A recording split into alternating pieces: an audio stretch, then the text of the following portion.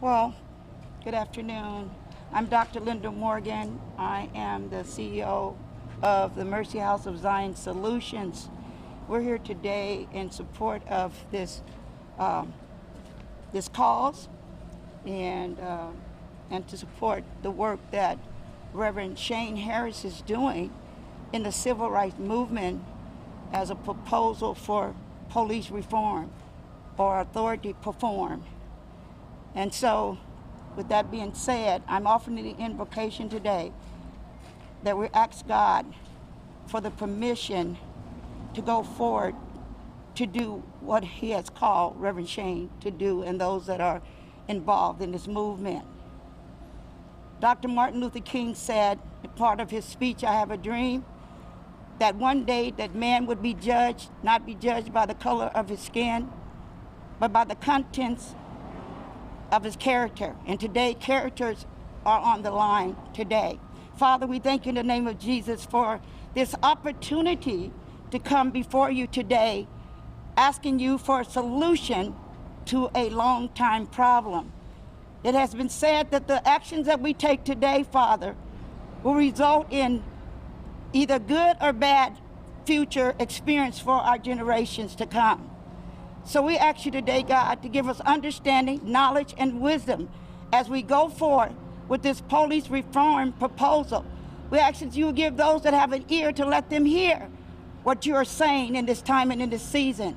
We thank you, Lord, for an opportunity to reset, to touch the button again, to set the minds and the people that we will work together in unity to bring about, God, a great expected end. For your word declares that you know the plans that you have for us, plans of good and not of evil, to bring about a hope and a future. We thank you today, God, for the activists, God, those that are working tireless hours to bring about a change in a time of such perplexity. We honor you today in the precious name of Jesus as we go forward in this resolution to this solution in Jesus' name.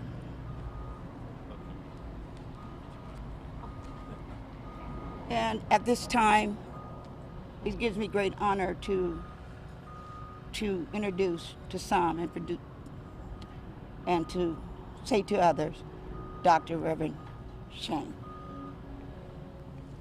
Thank you, Dr. Morgan. It's good to be back after a long 2 weeks of being down with COVID-19. And I'm proud to report today that when I got back in La Mesa, we held a large news conference, some of the reporters even here, and nobody was infected with COVID-19. Glory to God.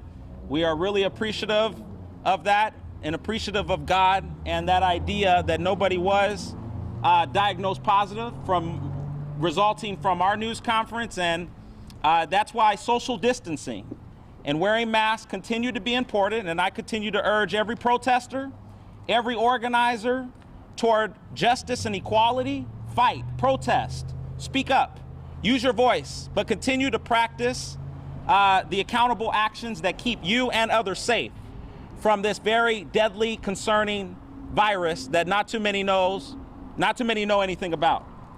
As we begin our press briefing today, I'm proud to announce here at the People's Alliance for Justice the new plan that we are bringing forth in regard to real reform. We're announcing today the Reforming Police Accountability and Reimagining Equity platform, in which I will discuss in full detail. Today, I'm proud to be joined by several leaders of our community. Very strong presentation here. We're proud to be supported in this plan by the NAACP San Diego President, Ms. Francine Maxwell. We're proud to be supported by Project Save Our Children, Ms. Pat Bevelin.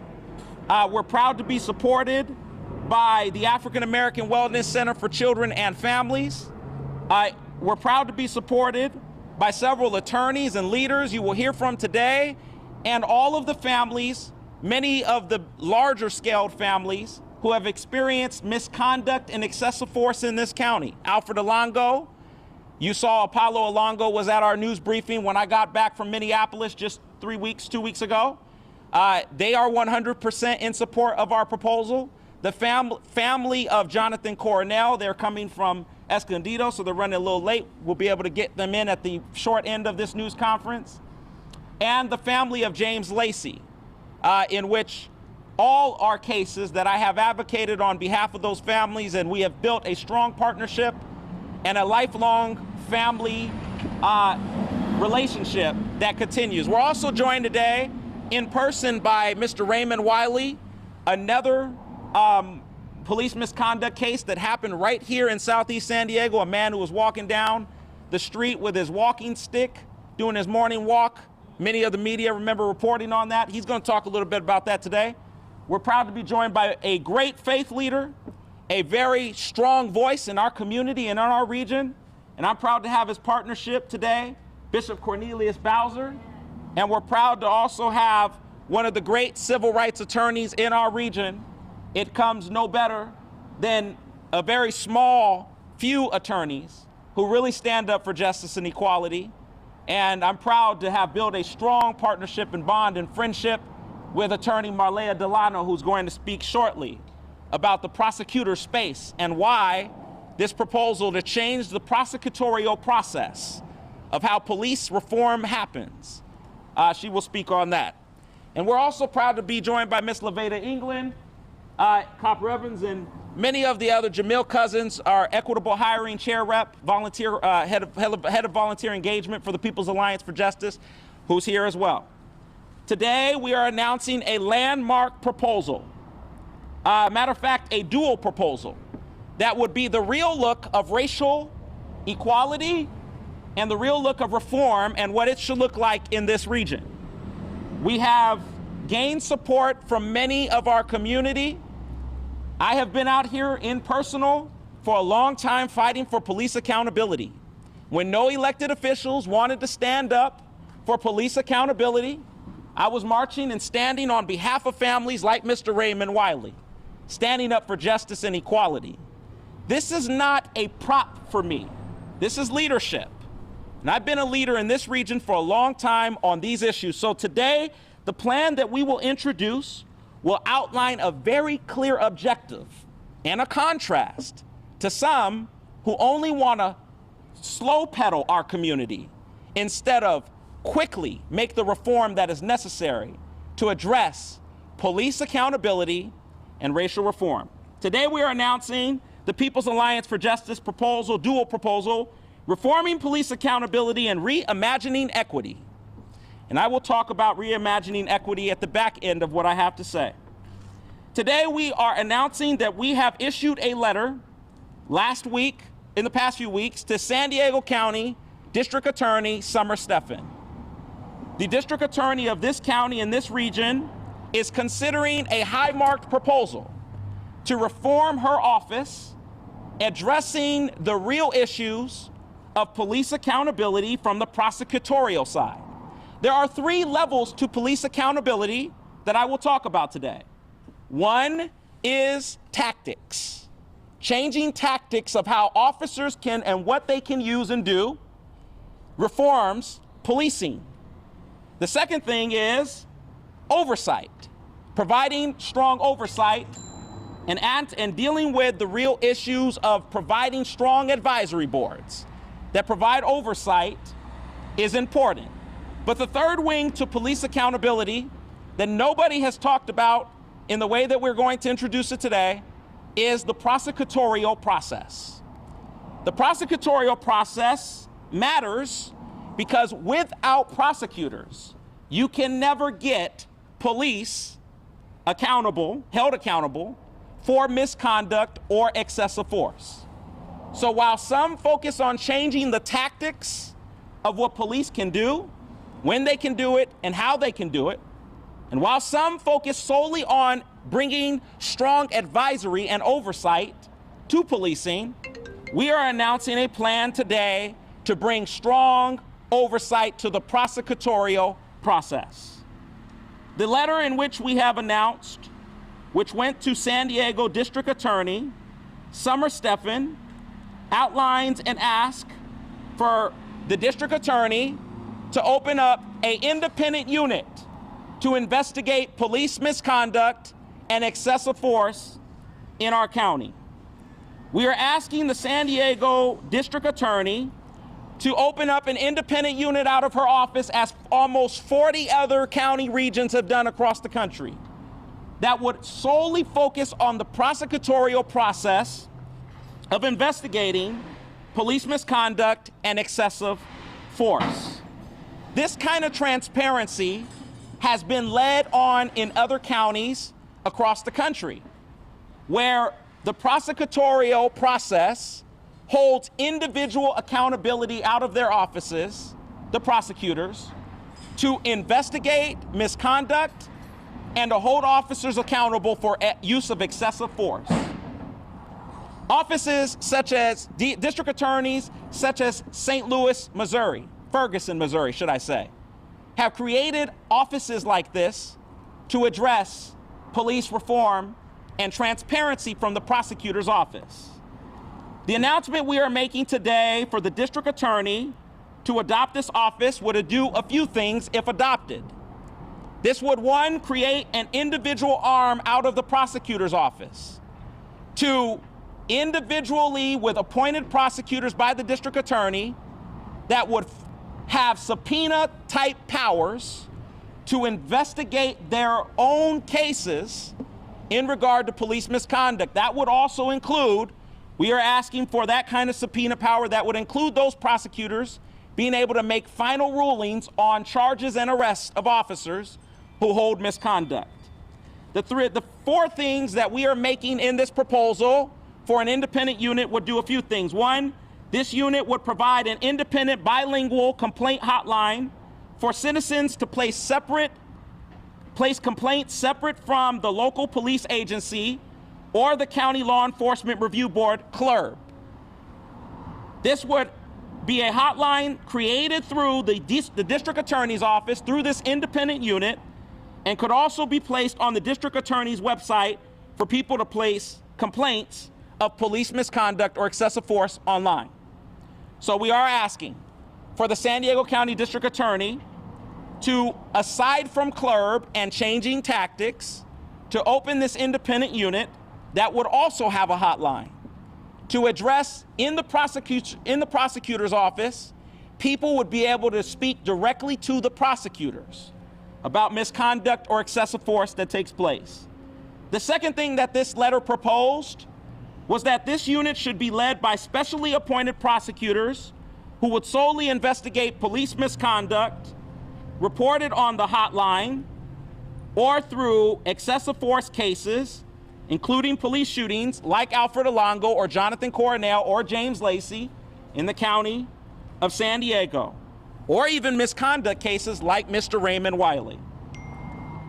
3, this unit should be an independent arm of the district attorney's office and would be led by prosecutors who would be capable of making full recommendation on cases of police misconduct, excessive force, or police shootings, and even give final rulings on charges following the full review of cases. And finally, this unit, if created, would also review past convictions where defendants claimed innocent. These are the national best practices for independent units created out of the district attorney's office. And this would be the national best practice that San Diego County, which is far too behind on this issue, should adopt immediately. In light of the egregious George Floyd incident and the various other incidents in our own state and region, why would our county district attorney not make this proactive step to create independence in her office and more transparency in the prosecutorial realm for police accountability? This is why we are asking for this to happen. In 2017, District Attorney Steffens said herself in a report, she made it very clear that there were 450 police shootings between 1993 and 2017. And out of those police shootings, 19% of those police shootings were African Americans who were killed in this county by law enforcement. And she also said that there was very few prosecutions that happened to officers, most of them were ruled justified. The district attorney creating this new arm of prosecuting officers and creating accountability would be saying to San Diego that it is time to, in fact, move forward. It is in time, in fact, to create progressive, future-thinking policing, 21st century reform that actually addresses the injustices that have happened to Black and brown Americans for far too long. It is time for police to feel the same pain when they hold misconduct that citizens feel when they hold misconduct. And the only one that can do that is the prosecutor. That is why today we are asking for a new prosecutor's office with a new vision for independence in that issue. Also today, I am announcing the need for real equity, the addressing of equity in the County of San Diego. I want to be very clear that Supervisor Nathan Fletcher, the District 4 County Supervisor, announced in a late proposal, late docketed Friday night, that he was going to address equity in our county. I want to be clear to San Diegans that that was not equity. That was called pompous Black communities to act like you are interested in creating reform. I am swiftly calling on Nathan Fletcher to accept the recommendations sent by me and the People's Alliance for Justice, along with several of the people you see here with me today and several others across this region. Because there's a few things wrong with Supervisor Nathan Fletcher's approach that is tone deaf and incoherent to African American communities. Number one, let us be really frankly clear. He is proposing $1.1 million for a countywide office of racial equity. I want to be clear that that is a poorly led proposal. To go lower than the city of San Diego, which actually agreed to $3.8 million, would be to set the bar low on our communities, on our backs, on our work, to act as though this is the only kind of way such a simple office of a countywide office of racial equity could be created. That is setting the bar low, and it's also tone deaf to the fact that there is a broader scope of people who would have told him that that was in fact not representative of what real leadership looks like in this region. The second thing is there was no scope of work included in County Supervisor Nathan Fletcher's proposal for an office of racial equity. It's kind of sad to see, being that the County of Office of Racial Equity, national best practices is that you would propose a scope of work for an office of racial equity and what it does. He did not have that in his proposal. The third thing that he did was he asked that the Office of Racial Equity, which would be a department in our county's government, would provide oversight to the San Diego County Leon Williams Human Relations Commission.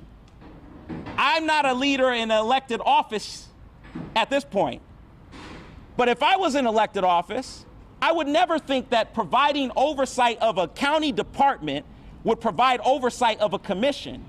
You don't create commissions for a department in government to oversee a commission. You create commissions to provide oversight of the government.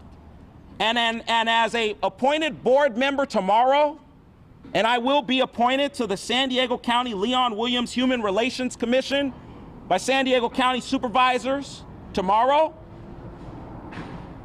I do not feel comfortable being overseen by a county department. That's like saying to the other board that I'm on, the Child and Family Board, we're gonna put Child Welfare Services over the Child and Family Advisory Board. That's poor leadership. You don't put government departments over advisory boards. You put advisory boards over government. We need accountability. We don't need passive leadership. My proposal quotes the following things. I have brought forth a real proposal that looks like a supervisor would bring it forth, that actually brings direct contrast to his proposal. Here's what mine says. Mine says that one, I am directing the county CAO to refer, that's the county administrative officer, to refer this item to the budget that intends to dedicate a minimum of $5 million to start this office. So the bar has been set high by the city of San Diego. We're taking from their best practices and from the national. Monica Montgomery, the city council member of District 4, got $3.8 million for an Office of Racial Equity. We, however, have $1.1 million asked by a county supervisor. That's poor leadership. The second thing is that I have asked for the county CAO, the budget, the director, for the following recommendation also, to direct the CAO to refer to the budget for the creation of a community equity fund. Why is it that the city of San Diego, which has less residents than the county does not have in his proposal a community equity fund that actually would give money to groups that address equity in the county of San Diego to work with the county to address inequity? I'm asking Nathan Fletcher to add that into his proposal immediately. I'm also asking him to take out the plan that you would have oversight. The department, the Office of Racial Equity, will provide oversight to the Human Relations Commission. I'm asking Supervisor Fletcher to take that out. You don't have an advisory board overseen by a government department. That's not real leadership. Finally, I'm asking that the Human Relations Commission would actually be solicited for recommendations.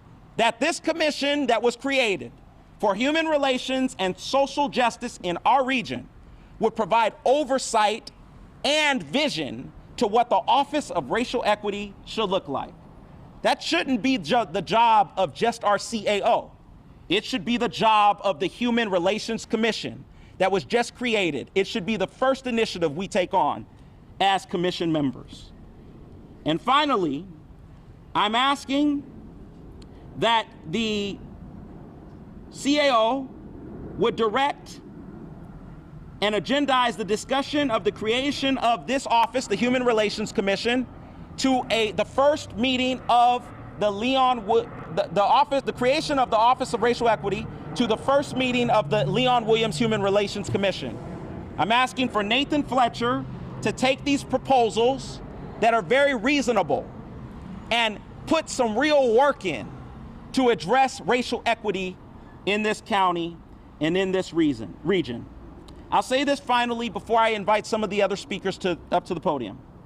We must do the work, the hard work, to address inequity, and we must do the hard work to address reform.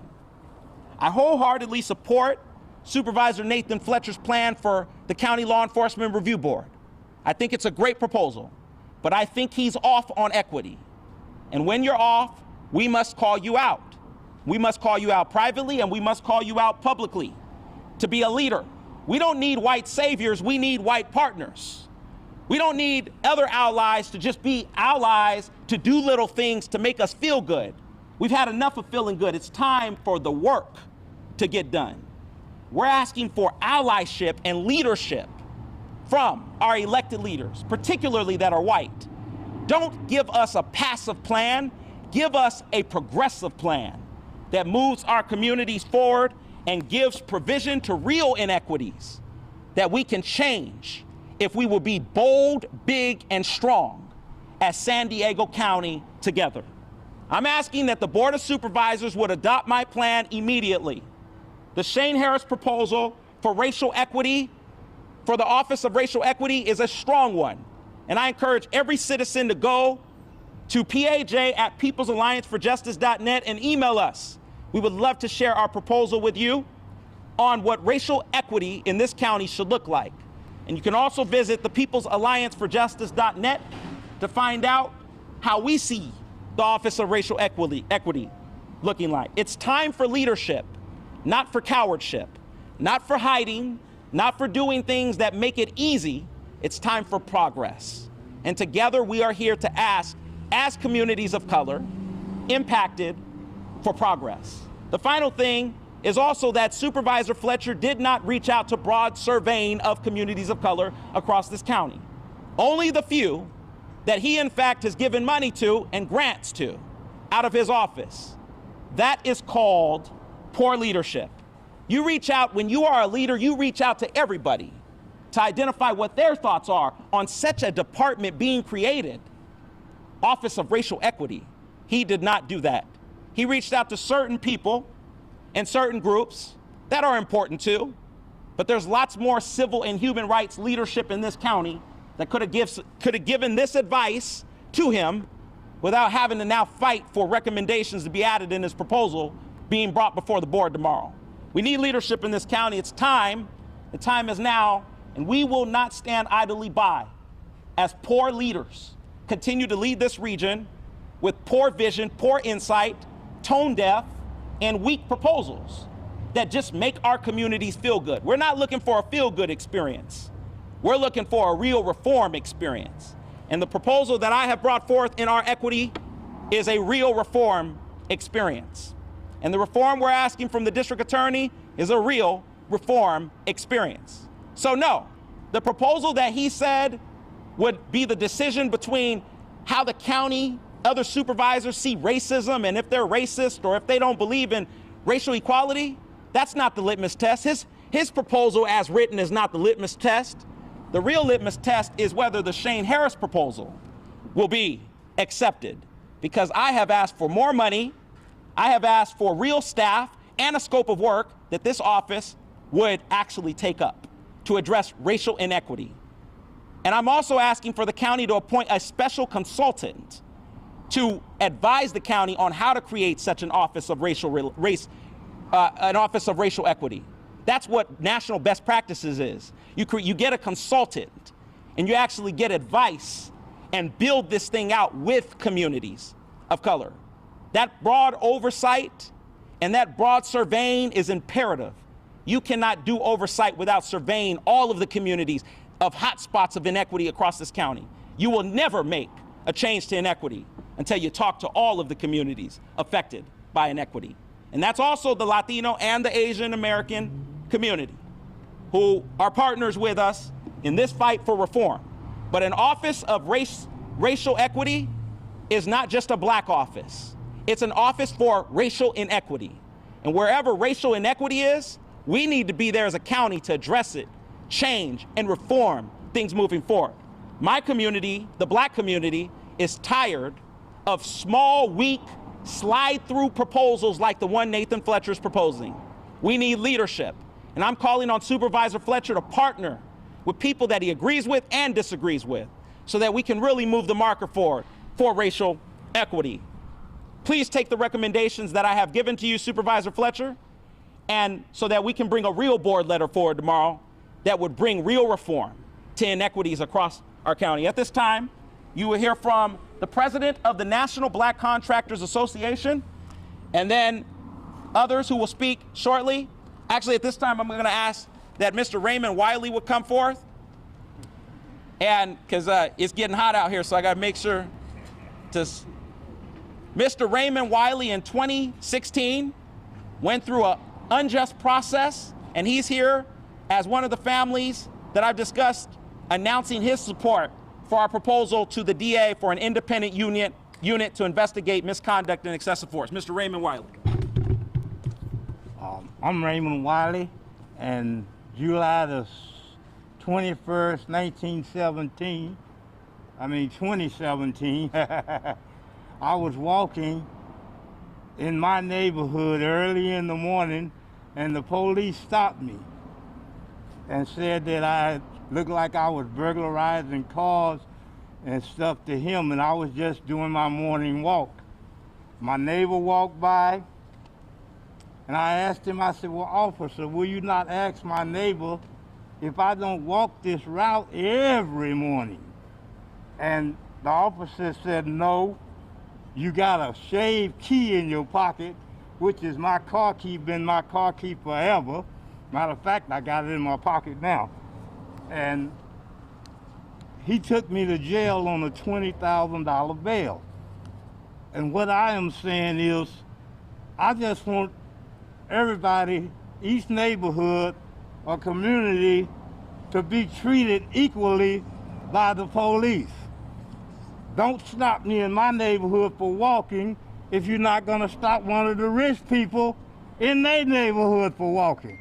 They all walk with their sticks just like I do. So that's what it is. That's what I'm about. I'm here with him to support the bill that he's putting in, and that the police be accountable for when they do something that isn't right, which they did to me. Thank you.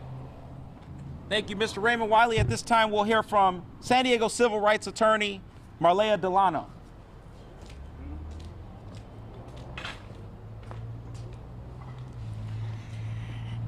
Thank you for inviting me here, Reverend Harris. I'm honored to be a part of this group. I'm honored to be here with Mr. Wiley, my hero, and all of these other people who have spoken loud and clear about the change they want in our community. I could not be more supportive of our district attorney opening a prosecutorial integrity unit. If you're to look at some cities across the nation who have had an abominable history of civil rights violations, of false incarcerations, you'll see Philadelphia was among the top. They have a new district attorney. They have a new prosecutorial integrity unit. I don't know what the count is of the people who have been released from prison after serving many, many, many years because they were wrongfully convicted. So I urge our DA to support this movement by Reverend Harris and everyone that stands here today. I also urge our city attorney, Mara Elliott. She wrote a letter to her constituents a few days ago, in which she began the letter saying that police honesty has never been as important as it is now. And I want to say one thing to that, and I think it's important for all of us to realize. This movement has not been going on for 2 weeks, 2 years. It didn't start with the horrible death of George Floyd. It has been going on in our community as long as we have had a constitution. We have agreed as a society that as a baseline of human decency and integrity, that our prosecutors must be honest and transparent, that our police must be honest and transparent, that our politicians must be honest and transparent. That is the only way that we are going to see justice for everyone in this community. So I urge all of you to keep speaking because your voices are being heard. You are too loud to ignore any longer. You have power at this time, and you have the power to change things. You have the power to demand that you get transparency and honesty from the people who are the leaders in this community, our prosecutors, our police, and our politicians. There's no middle ground on this issue. And for everyone that is a good and decent police officer, which there are many, and I know them, many of them are my friends. For all of the good and decent prosecutors out there, there are many of them I know and who are my friends. None of them will be afraid of this. None of them will be afraid of transparency. The only people that will be afraid of transparency, afraid of oversight, afraid of suggestions for an independent prosecutorial integrity unit are the people who have something to hide. And that's what we need to address now. Please don't stop. Please speak out. Please continue to speak out. People are listening now, and you need to keep speaking. Thank you. Oh yes, it's Marlea, it's Marlea, and it's Delano, Dell apostrophe capital ANNO. So as you can see, our news conference has a little bit more legitimacy, teeth from different areas, attorneys and black leadership. I'm going to introduce now Bishop Cornelius Bowser. He is the senior pastor of the Charity Apostolic Church and has been a strong voice for police accountability in this region. Bishop Bowser, thank you for being here. Thank you, Reverend Shane Harris. And I just want to first go on record in saying that I 100% support his racial equity proposal, and I also support setting up an independent prosecutor in the DA's office that will be independent. I think it's very important when we talk about CLERB and how CLERB will work, and the proposal that Supervisor Nathan Fletcher has presented that they're supposed to vote on tomorrow, in that what he is presenting is not adequate enough, because with the CLERB, we also need not just for them to be able to initiate an investigation, but what happens after that investigation is done and the officer may not have done anything worthy of being prosecuted, but maybe misconduct, violating department policies. What happens when the department fails to discipline that deputy?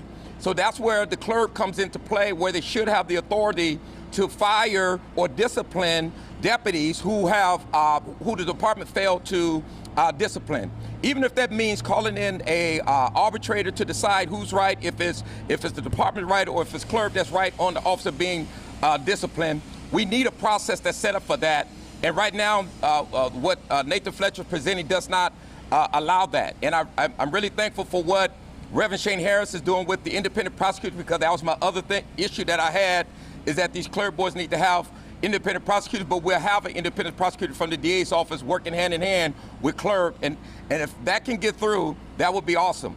The other thing that I most definitely want to mention is that Nathan Fletcher also presented about a crisis mobile response that will be non-law enforcement when either the community calls for them to come out, or when an officer goes into a situation and see that it may not, they may need to call in non-law enforcement folks. My issue with that proposal is that 9 out of 10 traffic stops by the deputies have been initiated by the deputies. And most of these deputies, we see the reports on racial profiling, they have basically have biases in their stops, especially when it comes to black people. Mr. Raymond Wiley is a good example of that. That was a pretext stop. That was racial profiling when they stopped him. And they had no reason to stop him, but they stopped him. So we need to have some accountability there.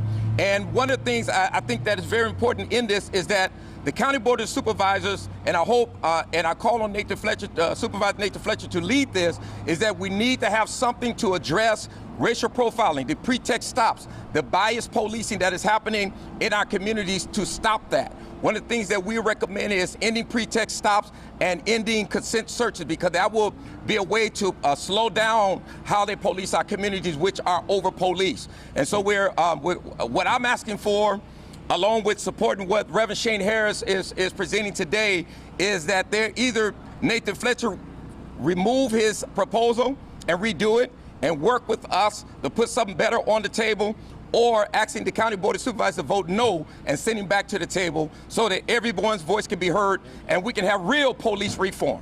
All right. That's right. We are asking today that if Nathan Fletcher does not take the recommendations on the Office of Racial Equity, we're asking San Diego Supervisors Diane Jacobs, Jim Desmond, Christine Gaspar, and Gray Cox to vote no on this item. It would be a waste of taxpayer dollars. He must adopt our plan, or there's a no vote. At this time, let us welcome Mr. Hamid Abdur-Rahim. He is the president of the National Black Contractors Association here in San Diego. Great organization. George Stevens was a part of the creation of that organization. Let us welcome, or the initiation of the building that was built, Mr. Hamid Abdur-Rahim, also asking for Nathan Fletcher to accept our recommendation for the Office of Racial Equity.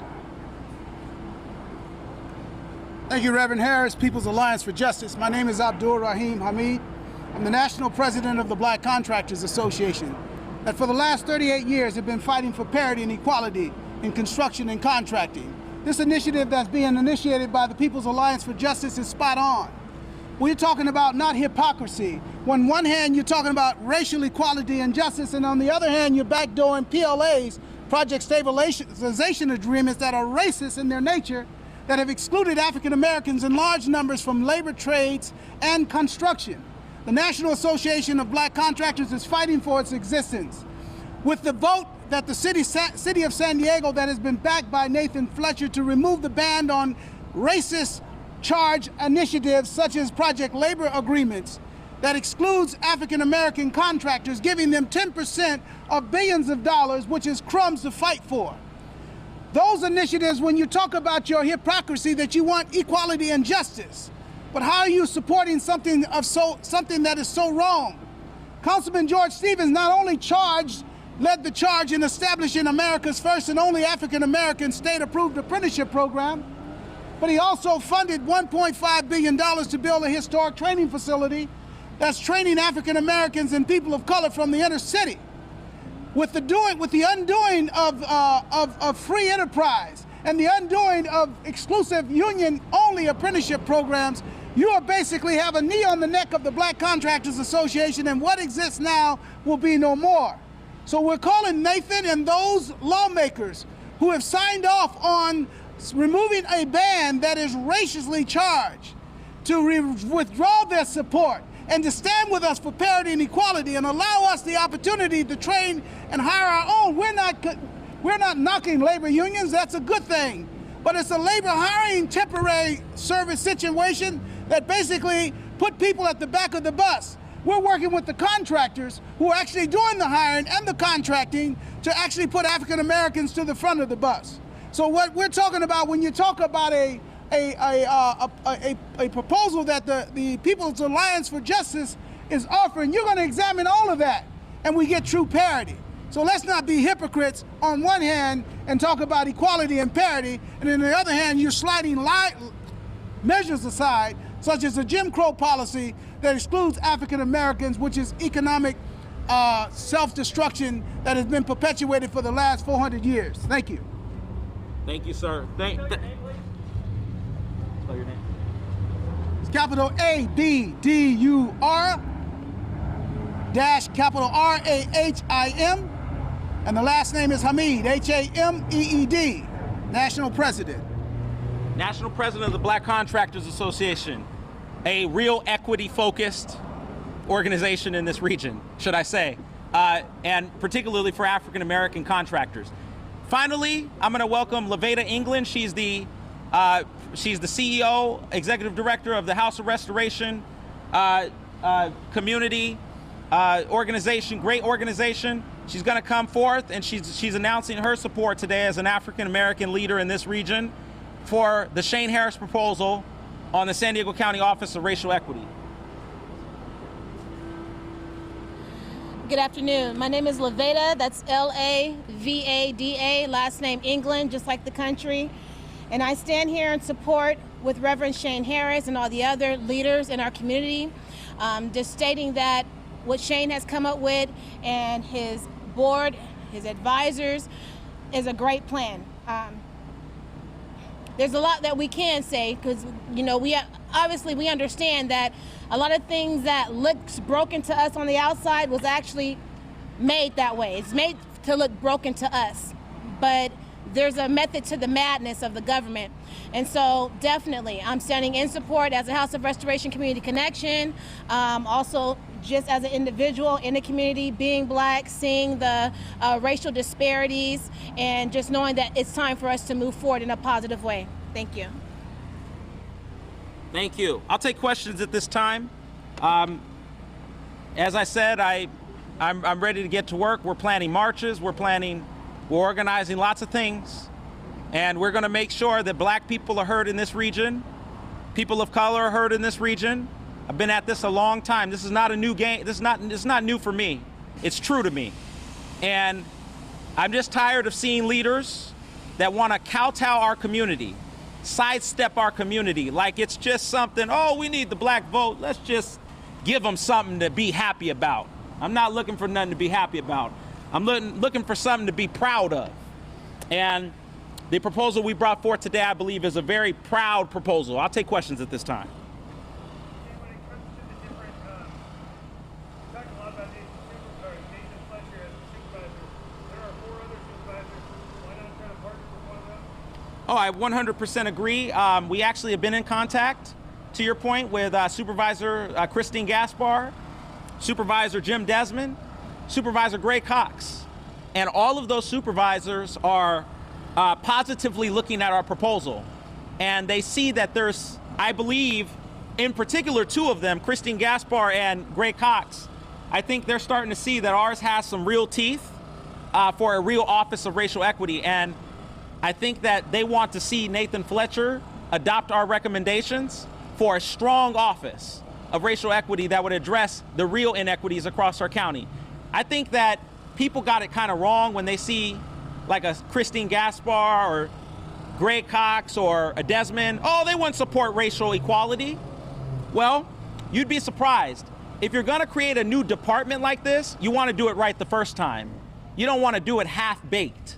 And I think that they'd be more supportive of a real strong start than a half-baked start that wastes taxpayers' money. We don't want $1.1 million of taxpayer money wasted with no scope of work and 3 hired employees with no plan. No.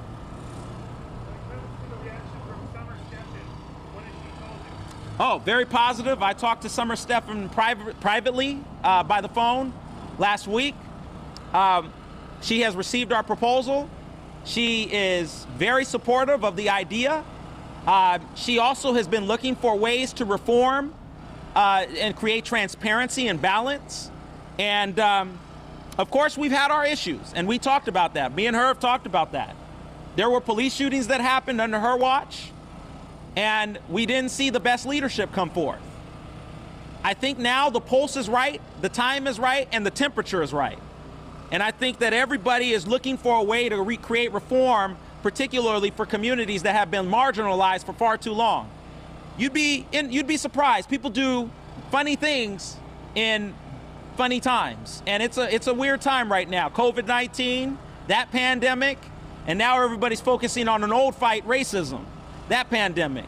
So I 100% hope that she is ready to join us in the reform fight forward. It's only positive that she does this because it will create transparency from her office to the community. To be able to see that prosecutors are willing to take this seriously, huge deal, huge deal. Questions? Charles? Can't hear you. That's correct. Sounds like Justice Ron, this new office of equity goes to that before it even gets created, if I understand that. Yeah. Do you know when there's going to be enough people assigned to the commission that you're able to do that? I believe most of the appointments are happening tomorrow to the San Diego Leon Williams Human Relations Commission. I think there might be 2 more that need to be made. Most of the appointments have been made, and I think that this should be our first assignment as appointed members of that commission. The commission should come forth in July, and I directed the CAO in my proposal to bring us forth in July for a commission meeting, the end of July, and we should start there with I think a 60-day would be reasonable, a 60-day task force to look at how that office should function, and then bring those recommendations back to the Board of Supervisors.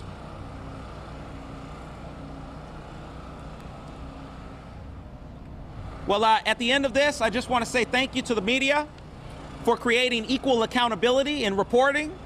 We need equal accountability on this stuff. Our communities need to have the opportunity to have a balanced conversation. And I just don't want anybody to think because Nathan Fletcher's the only Democrat on this board that we have to just accept everything that we're given.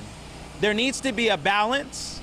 And the proposal that I've brought forth shows a contrast to his which has much of nothing, mine which has everything that an Office of Racial Equity would look like. And you can see it for yourself. I mean, the contrast is there, the teeth are there.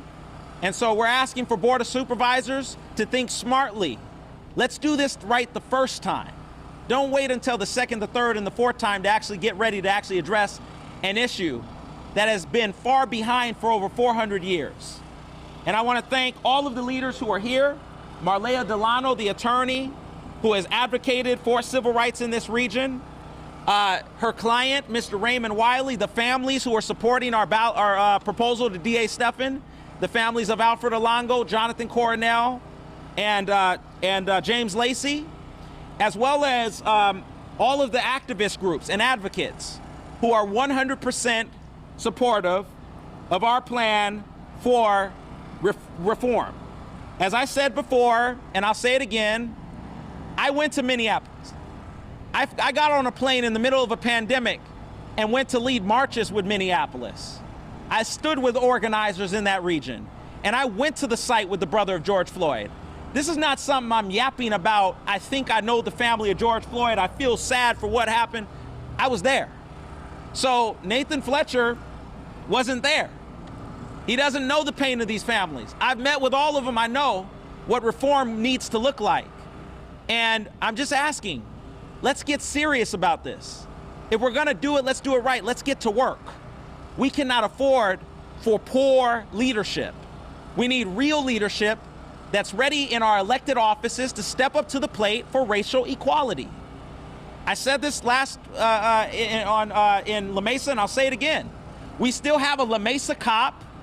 We still have a La Mesa cop that hasn't been identified, that shot Leslie Furcon in the head with a rubber bullet. And La Mesa still has not released the cop who shot Leslie Furcon in the head with a rubber bullet. That doesn't make any sense to me. We're 4 weeks out from this incident where Leslie Furcon was shot in the head with a rubber bullet and we don't even know the cop's name. What kind of leadership is that from La Mesa and their mayor? Tomorrow they're considering putting a ballot proposal in La Mesa to the voters to decide if they should create an independent police commission in the city. Shouldn't a woman that's in her midlife getting shot in the head with a rubber bullet, shouldn't that be enough to answer your question about whether police accountability is needed in La Mesa? So our elected leaders have to stop kowtowing leadership. It's time to step up. If you're scared to stand up for racial equality, then you don't need to be in office, and we'll help you get out. Come 2021, 2022, 2023, 2024. We will help you to the door. It's time for leadership to address racial equality and reform our country. Let's bring together everybody to stand together so we can make sure everybody counts and not just some people. And that's all I want to see, is everybody count.